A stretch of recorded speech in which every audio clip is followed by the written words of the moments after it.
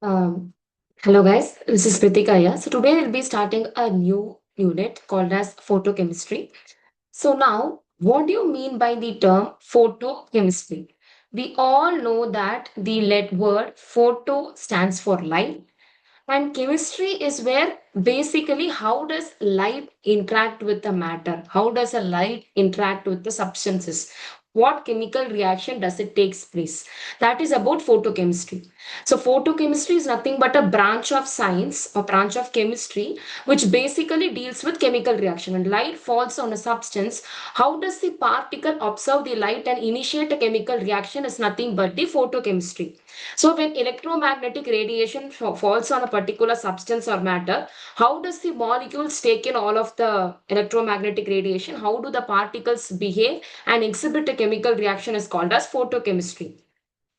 Okay, and it's very much basic in cases of fundamental, it is very fundamental cases of forensic sciences because in detection techniques like fluorescent powder, luminescence powder, fingerprint analysis, everything we use chemical powders, light detection techniques and all of these things, photochemistry principle is involved or it is behind this particular thing. Okay, so now you can see, right, the molecules are getting excited. They observe the electromagnetic radiation. The molecules get excited. So from the ground state, they get to the excited state and thus a chemical reaction is occurring and the product is getting formed. So this is a basic principle behind all of the fundamental detection techniques like luminescence, dye analysis, fingerprint analysis, and all of those things. So now coming to interaction of radiation with matter. How does electromagnetic radiation react with the matter to exhibit the photochemistry or the chemical reaction basically? So when the electromagnetic radiation strikes the matter, three things can happen. First thing is absorption. You can remember like ATR. Absorption, transmission, and reflection. So absorption is where photons are nothing but the light particles. So the photon is taken up by a molecule and from the ground state it moves to the excited state. This is the key principle behind the photochemistry reaction. So when the molecules are taking up the light, when they're undergoing a chemical reaction to produce a product, so that is absorption. So the photon is taken by a molecule, okay, and goes from the ground state to the excited state. Then it undergoes a second step, that is transmission. Transmission is when the radiation passes through the substances without any kind of interaction with them. They just transmit and then they reflect. Either they do reflection or they do scattering. We know that reflection is nothing but the bouncing back of the light, right? And scattering is nothing but when the light falls on a particular substance, they scatter and basically they disperse at a larger wavelength. That is basically called as scattering. So first, the light is being observed by the molecules, that is absorption, and they go from ground state to excited state. After that, they undergo transmission. That is basically there is no interaction that is happening. Transmission is where now the radiation is passing through all the molecules and then they do reflection or scattering. Either there is bouncing back of the light involved or there is scattering of the particles that is involved. So these are the key steps in a photochemical exchange. Clear?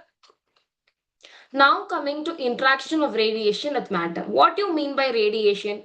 Radiation is nothing but any energy that is traveling through the space. So in photochemistry, mainly we study about UV radiation. UV stands for ultraviolet radiation. Okay. So here mainly UV radiation only is involved behind most of the light detection techniques. Okay. So mainly UV light, then comes infrared and then comes your visible light. So UV, visible, infrared are the three common light sources or sorry, three common radiation that is involved. Okay. So we know that light behaves as a dual matter. They can behave like wave nature also and as well as particle nature as well. And the particle of light is called as photon. So these photons are nothing but packets of energy. So they are nothing but the packets of energy. These photon molecules are the ones which gets excited and all. Okay, so the energy of photon is represented by this equation. E is equal to h into V. So that it's not V actually, it's mu. H is nothing but Planck's constant. We have studied in physics, right? Planck's constant, the value is 6.634 into 10 to the power of minus 34 joules is nothing but the value of Planck's constant. Okay. and mu is nothing but frequency. Okay, so that is the equation of energy of the photon. And even this can be written like this as well. So mu, that is frequency, is equal to c, that is speed of light traveling in traveling in vacuum, divided by lambda is nothing but the wavelength. So we know that the value of speed of light is nothing but 3 into 10 to the power of 8 meter per second is the value of speed of light.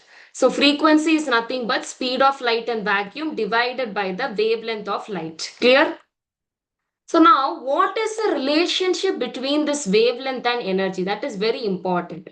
So energy is nothing but inversely proportional to the wavelength. Okay, so that means smaller the wavelength means higher the energy. Higher the wavelength means smaller the energy. That is why energy is inversely proportional to the wavelength. For example, you can see here, there are different types of radiation. There are different type of wavelength and energy which is exhibited by the different radiations. Let us first see UV radiation. UV has a very short wavelength. So that means it will have higher energy. Visible radiation has a medium wavelength. That means it has moderate energy. Infrared radiation, if it has a longer wavelength, means it has a low energy. So depending upon the type of radiation, the wavelength and frequency will differ. So energy is inversely proportional to the wavelength. Understood? Now the next. So now, what happens when the electromagnetic radiation strikes the matter? What does it happen? We know, right? Absorption, transmission, and reflection or scattering basically takes place. That is ATR. So now, what is reflection? Light bounces back from the surface is called as reflection. Refraction is nothing but the bending of light is called as refraction. Correct? So we know the laws of physics, right? So bouncing back of light is nothing but reflection. Now the same light, when it bends and goes from one medium to another medium, and the light passes and moves from one medium to another medium, means the bending of light is called as refraction.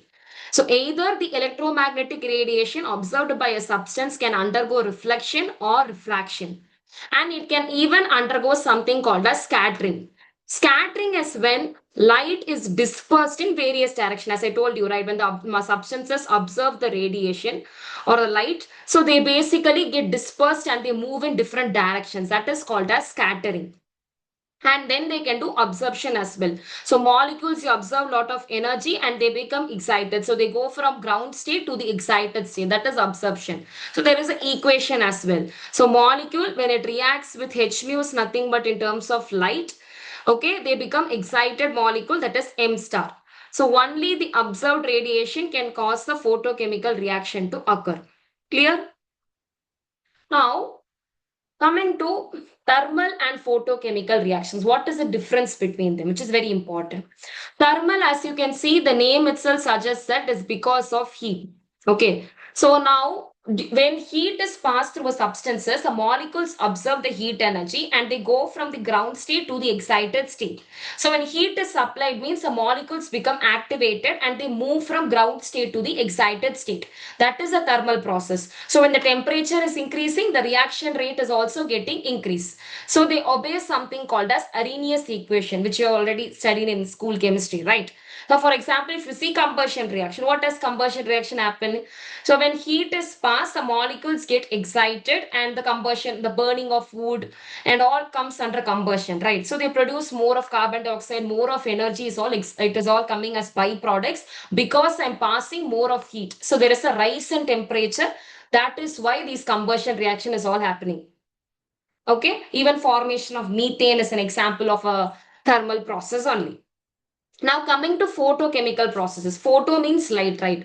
So when I'm passing light or when the molecules are observing the light energy, they also get excited and they move from ground state to excited state. So all the molecules and all the substances get activated or excited because of the light absorption. And one more thing about photochemical process is that it depends upon the light intensity. How much amount of light are you passing to the particular substance? How much amount of intensity of light are the molecules getting observed in order to get activated and to jump from the ground state to the excited state? So that is also there. So it is dependent upon the intensity of the light as well.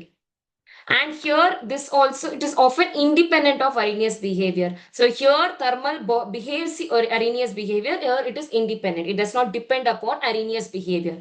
For example, photosynthesis. So what happens in photosynthesis of light? Photosynthesis. So basically, carbon dioxide, when it reacts with water in the presence of chlorophyll and the sunlight, they basically form oxygen and glucose, right? As you can see, here the light molecules are more light is getting by the plants means more product formation of oxygen and glucose can be formed. That is about photochemical process. As you can see the example, thermal means here you can see hydrogen, oxygen. When you're passing heat means it forms water molecule. Photochemical, it requires light. So when hydrogen and chlorine, when you're passing light, H nu, it forms HCl, as you can see. Now coming to the most important part of the laws of photochemistry, you have different laws. The first law is Grothus-Draper law. This is the first law of photochemistry. First I will read out the law, then we will give the explanation of the law. Only that light which is observed by a system can bring about a photochemical change. This means not all the light falling on a substance causes a reaction. Only the observed portion matters. A substance that does not observe at a given wavelength will not show no photochemical response at that wavelength. In forensic UV analysis, if a substance doesn't observe UV, it won't fluorescence. So what does it mean basically? Only when the light is observed by a particular substance only they can undergo a photochemical change.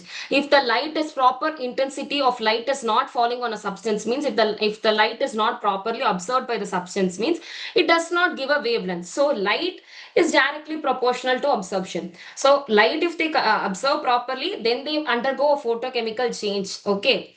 So if the substance is not if they're not taking up a lot of light means then they won't undergo the photochemical reaction at a wavelength, especially in UV analysis, forensic UV analysis and all. If a substance is not absorbing UV properly, means it won't fluorescence properly. That's it. Okay. So that is about Grothus-Draper law. So see the statement. Only the light observed by the system can bring about a photochemical change. That means reflected light cannot produce a reaction. Only light which when it is directly observed by the molecules, then only they can produce a photochemical change. Reflected light cannot produce a photochemical reaction. Transmitted light cannot produce a photochemical reaction. Reflected light, refracted light, none of these can produce a photochemical reaction. When the light is directly absorbed by the molecules, then only they can exhibit a photochemical change. So only the observed photons are effective. For example, if you see here, chlorine gas, they are able to observe visible light and they are able to undergo photochemical reaction. They are not observing reflected light or transmitted light or refracted light. They are able to observe the visible, direct visible light. Then only they are able to undergo a photochemical reaction. Okay. That is about Grothus-Draper law, the first law of photochemistry. So now coming to the second law of, or also called as the law of photochemical equivalence, that is Stark-Einstein law. So here, each molecule that takes part in a chemical reaction, they observe one quantum, that is one photon of radiation is being observed by them. That causes the reaction. Okay. So here you see, E is equal to h mu per molecule, where h is Planck's constant and mu is the frequency, correct? So E is equal to h mu. Okay. So here each and every molecule of a particular substance should take up the light energy. Then only they can participate in a photochemical reaction. If they are not able to observe that particular light energy means they cannot participate in the photochemical reaction. So each and every molecule of a particular substance should be able to observe light to undergo a photochemical reaction.